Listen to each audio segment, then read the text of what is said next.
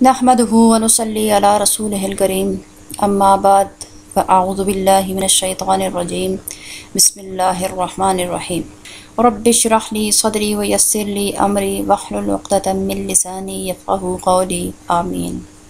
अस्सलातु वस्सलामु अलैका या रसूलल्लाह या सय्यदी या मुर्शिदी या हबीबल्लाह। यूट्यूब चैनल बज़्म फ़ातिमा मअल कुरान लेकर आपकी खिदमत में हाजिर हूँ। कुरान मजीद का लफ्ज़ी तर्जुमा और मुख्तसर तफसीर के सिलसिले का आज हमारा छठा सबक है। तो आइए आगाज़ करते हैं अपने आज के सबक का सूरह बकरा की आयत नंबर 26 से। आऊज़ु बिल्लाहि मिनश्शैतानिर रजीम, पनाह मांगती हूँ अल्लाह के साथ शैतान मरदूद से। बिस्मिल्लाहिर रहमानिर रहीम, अल्लाह के नाम के साथ शुरू जो बड़ा मेहरबान नहायत रहम फरमाने वाला है।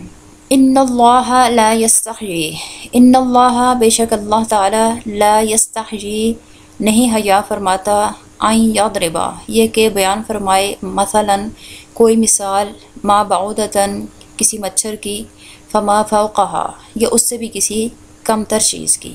फ़अम्मल्लज़ीना तो जो लोग आमनू ईमान ले आए हैं, फ़यअलमूना वो जानते हैं, अन्नहु बेशक वो मिसाल हक़्क़ो हक़ है, मैं रब्बिहिम उनके रब की तरफ से। व अम्मल्लज़ीना और वो लोग कफ़रू जिन्होंने कुफ़र किया, फ़यक़ूलूना वो कहते हैं, माज़ा क्या, अरादल्लाहु इरादा फरमाया है अल्लाह ताला ने, बिहाज़ा साथ इस, मसलन मिसाल के। कुफ़ार और मुशरिकीन ये एतराज़ करते थे हुज़ूर अलैहिस्सलातु वस्सलाम पर कि आप जो फरमाते हैं कि ये किताब मेरे ऊपर नाज़िल होती है अल्लाह की तरफ से, तो ये कैसा कलाम इलाही है कि इसमें कहीं मच्छरों की मिसालें हैं, कहीं मकड़ियों की, कहीं मक्खियों की। तो ये किस तरह का कलाम इलाही है? मक्खियों, मच्छरों, मकड़ियों और मामूली छोटी छोटी चीज़ों की मिसालें दी जाती हैं। उसके जवाब में अल्लाह ताला ने फरमाया कि तुम्हारे एतराज़ करने का ये मतलब हरगिज़ नहीं है कि मैं इस तरह की मिसालें बयान करने से शर्मा जाऊँगा और छोड़ दूँगा मिसालें बयान करना। किसी को समझाने के लिए अगर मुझे मच्छर या मच्छर से भी कमतर किसी चीज़ की मिसाल देनी पड़ती है तो मैं ज़रूर दूँगा। इसलिए फ़रमाया कि अल्लाह ताला हया नहीं फरमाता कि यदरिबा मसलन के कोई मिसाल बयान करे मच्छर की या इससे कमतर चीज़ की। मच्छर बज़ाहिर एक बहुत ही छोटा सा, बहुत ही हकीर सा जानवर है, छोटी सी जसामत वाला, कोई उसकी औकात नहीं, कोई उसकी अहमियत नहीं।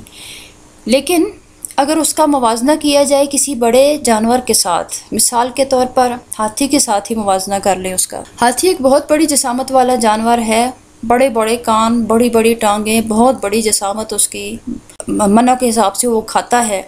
उसके मुकाबले में मच्छर बहुत ही छोटा सा जानवर है, लेकिन मच्छर के अंदर भी अल्लाह ताला ने वो तमाम तर खुसूसियात, वो तमाम तर ज़रूरियात और लवाज़मात रखी हैं जो एक बड़े जिस्म वाले जानदार के अंदर होती हैं। मसलन मच्छर के 2 पर भी बनाए, आँखें भी रखी उसके अंदर, दिल भी रखा, दिमाग भी रखा, सोचने समझने की सलाहियत भी रखी, उसकी टांगें भी हैं, परों के साथ वो उड़ता है, और फिर उसकी सूंघने की सलाहियत उसके अंदर इतनी तेज़ है कि वो घुप अंधेरी रात में भी इंसान के खून की बू तक महसूस कर लेता है। चूँकि ये उसकी खुराक है इसलिए वो अंधेरे में भी उसकी बू को महसूस कर लेता है, जबकि उसको अगर अंधेरे में वो देख नहीं भी सकता तो खून की बू से वो अपना शिकार ढूंढ लेता है और अपनी खुराक ढूंढ लेता है। और फिर वो उस बंदे के पास जाता है।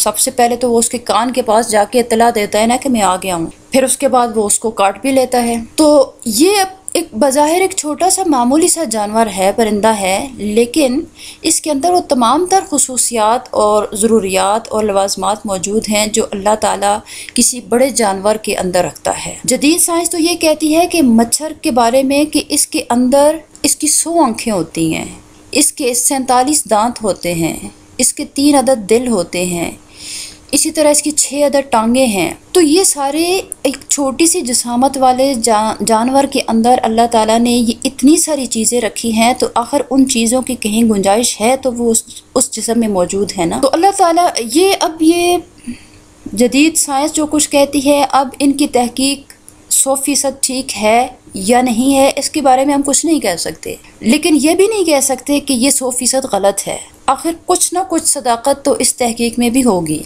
अगर 100 आंखें हैं या नहीं हैं, लेकिन कुछ ना कुछ आंखें तो उसके अंदर हैं ना, जिनसे वो देखता है, और दांत हैं जिनसे वो हमें काटता है, और मुझे तो बहुत ही ज़्यादा काटता है। खैर, अल्लाह ताला ने मच्छर की मिसाल बयान की कि मच्छर हो या इससे कमतर हो, मैं मिसाल समझाने के लिए इस तरह की मिसालें देता रहूँगा, कोई भी चीज़ समझाने के लिए। और देखें, छोटी चीज़ के आज़ा बनाने और उनको वजूद में लाना और उसकी तख्लीक करना, ये बड़ी चीज़ के आज़ा बनाने से कदरे मुश्किल काम है। मुश्किल का लफ्ज़ मैंने इसलिए नहीं बोला कि ये कोई अल्लाह रब्बुल इज़्ज़त के लिए नाउज़ुबिल्लाह मुश्किल काम था कि उसने मच्छर को बड़ी मुश्किल और बड़ी मुशक्क़त और बड़ी मेहनत से बनाया।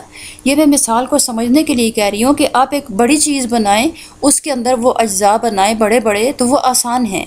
लेकिन अगर छोटी चीज़ बनाते हैं और वही अज़ा या उससे मिक़दार में ज़्यादा अज़ा आपको उस छोटी चीज़ के अंदर रखने पड़ते हैं, तो ये एक मुश्किल काम होता है। तो अल्लाह रब्बुल इज़्ज़त के लिए तो कुछ भी मुश्किल नहीं, उसके सामने तो हर चीज़ वजूद में आने के लिए लफ्ज़ कुन की मोहताज है। वो तो कुन कह के किसी भी चीज़ को, बड़े से बड़े जानदार को भी पैदा फरमा लेता है और छोटी से छोटी चीज़ को भी। और जो लोग ईमान वाले हैं वो जानते हैं कि किसी छोटी चीज़ की मिसाल हो या बड़ी चीज़ की मिसाल हो, जब उनको पता है, मालूम हो गया कि ये मिसाल उनके रब की तरफ से है, तो फिर वो उसके साथ ही मान ले आते हैं, वो उसको मान लेते हैं, उसे तस्लीम कर लेते हैं। लेकिन जो लोग काफिर हैं वो कहते हैं कि माज़ा अरादल्लाहु, क्या इरादा किया अल्लाह ने, बिहाज़ा मसला, इस मिसाल के साथ। उनको अल्लाह रब्बुल इज़्ज़त जवाब दे रहा है, युदिल्लु, गुमराह फरमाता है, बही, इस मिसाल के साथ, कसीरन, बहुतों को, व यहदी, और उसने हिदायत देता है, बही, इसी मिसाल के साथ, कसीरन, बहुत से लोगों को। तो उसका ये ऐसी मिसालें देने का इरादा ये था कि वो ऐसी मिसालों के साथ बहुत सारे लोगों को गुमराह करता है और बहुत सारे लोगों को हिदायत देता है। वमा युदिल्लु, और नहीं गुमराह करता, बिही, इस मिसाल के साथ, इल्ला, मगर, फासिकीन, नाफरमान लोगों को। तो नाफरमान लोग ऐसी मिसालों से गुमराह हो जाते हैं, भटक जाते हैं, जबकि सलीम तबा के लोग और अल्लाह के सामने आजिज़ी करने वाले दिल और उससे मोहब्बत करने वाले दिल, वो ये नहीं देखते कि ये किस चीज़ की मिसाल है, वो ये देखते हैं कि मिसाल देने वाली ज़ात कौन सी है। बस उसने किसी भी चीज़ की मिसाल दे दी तो सलीम और तबा इंसान उसके आगे सर तस्लीम खम कर देता है और उस बात को मान लेता है कि ठीक है, ये मेरे रब की तरफ से नाजिल हुआ है, ये हक है, ये सच है। अगली आयत में अल्लाह ताला कुफार का एक और ऐब बयान फरमा रहा है। अल्लज़ीना, वो लोग, यनक़ुदूना, तोड़ते रहते हैं, अहदल्लाहि, अल्लाह के अहद को, मिन बादी, बाद मीसाक़ही, उसको पुख्ता करने के, व यक़तऊना, और काटते रहते हैं, मा, उस चीज़ को, अमर अल्लाहु, अल्लाह ने हुक्म दिया है, बही, जिसका, अन युसला, ये कि उसे जोड़ा जाए, व युफ़सिदूना, और वो फसाद बपा करते हैं, फिल अर्दी, ज़मीन में। उलाइका हुम, वही लोग, खासिरून, नुकसान उठाने वाले हैं। ये कुफ़ार का एक दूसरा ऐब है कि वो अल्लाह के साथ किए हुए अहद को तोड़ देते हैं। अब यहाँ अहद को उससे मुराद है, मुफस्सिरीन ने यहाँ 3 किस्म के अहद का जिक्र किया है कि 3 अहद मुराद हो सकते हैं। एक तो वो अहद जो बनी इसराइल से अल्लाह ताला ने लिया था कि जब नबी आखिर ज़मां आएगा और अगर तुम उसका ज़माना पाओ तो तुम उसके साथ ईमान लाना। और बनी इसराइल ने यह वादा किया था कि ठीक है, हम ये वादा करते हैं कि नबी आखिर ज़मान का ज़माना अगर हमने पाया तो हम उसके साथ ईमान लाएंगे। लेकिन जब हुज़ूर अलैहिस्सलातु वस्सलाम दुनिया में तशरीफ़ लाए और उस वक्त जो बनी इसराइल थे उन्होंने इस वादे को तोड़ दिया और इनकार कर दिया उनके साथ ईमान लाने से। एक ये अहद मुराद हो सकता है। मुफस्सिरीन के मुताबिक दूसरा अहद ये है कि जब कोई मुनाफिक इस्लाम कबूल करता है तो उसके बाद उस वक्त वो बहुत अहद व पैमान करता है कि मैं इस्लाम की पाबंदी करूँगा, इस्लाम के अहकामात को मानूँगा, सारी चीज़ें जिस तरह मुसलमान मानते हैं मैं भी मानूँगा। लेकिन फिर जब उसका निफाक का मर्ज़ उसको तंग करता है और वो इस्लाम को छोड़ देता है तो मतलब गोया उसने वो अहद तोड़ दिया जो उसने इस्लाम कबूल करने के वक्त किया था।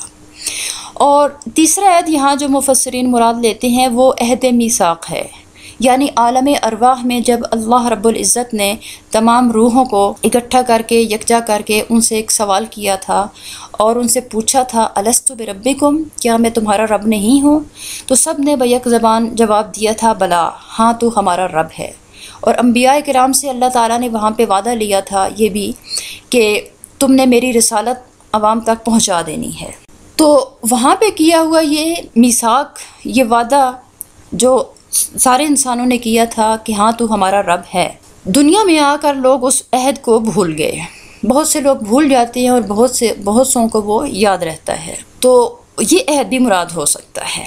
और वो मुनाफिकीन जो हैं और कुफ़ार जो हैं वो अल्लाह के अहद को तोड़ते हैं उसको पुख्ता करने के बाद। वह यक़्तऊन और काटते हैं माँ उस चीज़ को हुक्म दिया अल्लाह ने जिसके जोड़ने का। इससे मुराद रिश्ते हैं, चाहे वो खून के रिश्ते हों, वो मजहबी रिश्ते हों, दीन के रिश्ते हों या किसी भी किस्म के रिश्ते हैं। उन रिश्तों को वो तोड़ देते हैं, अपने ताल्लुकात को लोगों के साथ वो तोड़ते हैं। तो इस तोड़ने का नुकसान क्या होता है? ज़मीन में फसाद बर्पा होता है। और ये ऑटोमेटिकली चीज़ है कि जब किसी रिश्ते को या ताल्लुक को जहाँ तोड़ा जाता है वहाँ फसाद बर्पा होता है।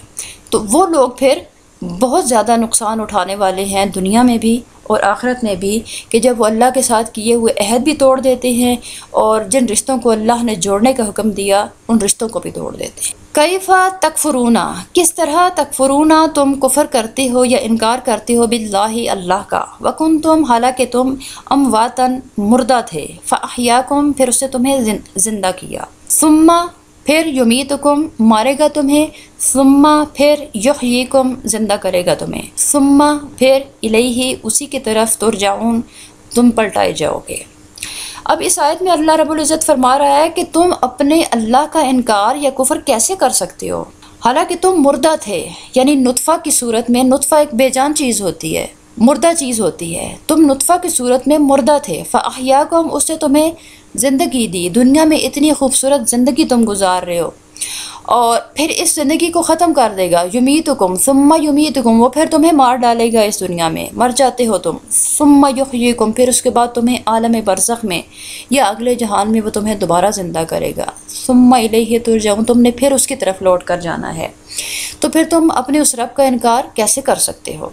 हुवल्लज़ी खलक़ा लकुम मा फिल अर्दि जमीआ, हुवल्लज़ी वही अल्लाह है, खलक़ा जिसने पैदा किया, लकुम तुम्हारे लिए, मा जो कुछ फिल अर्दि ज़मीन में है, जमीअन सब का सब। तो ज़मीन के अंदर जो कुछ भी है, ज़मीन के ऊपर हो चाहे ज़मीन के अंदर हो, वो सब कुछ तुम्हारे नफ़े के लिए पैदा किया गया। वो शऊरी तौर पर और गैर शऊरी तौर पर तुम हर चीज़ से नफ़ा उठा रहे हो, हर वक्त हर लम्हा हर लहजा नफ़ा उठा रहे हो।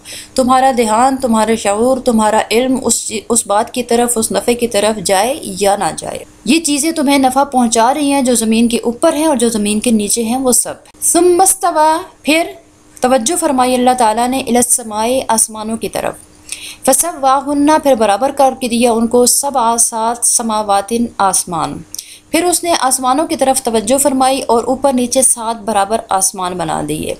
और आसमानों के अंदर भी उसने बेबहा चीज़ें ऐसी पैदा फरमाई कि जो तुम्हारे लिए हैं और तुम्हें नफ़ा पहुंचाती हैं, जैसे सूरज है, चाँद, सितारे, स्यारे वगैरह वगैरह, सूरज की गर्मी, चाँद की ठंडक, और ये सारी चीज़ें हमें फ़ायदा पहुंचा रही हैं। वह हुआ और वो अल्लाह बिकुल्लि शैइन हर चीज़ के साथ अलीमुन इल्म रखने वाला है। तो जब उसने ये सारी चीज़ें पैदा फरमाई हैं, इन चीज़ों का वो खालिक है, इन चीज़ों का वो मालिक है, तो वो इन चीज़ों के साथ हम वक्त इल्म भी रखता है।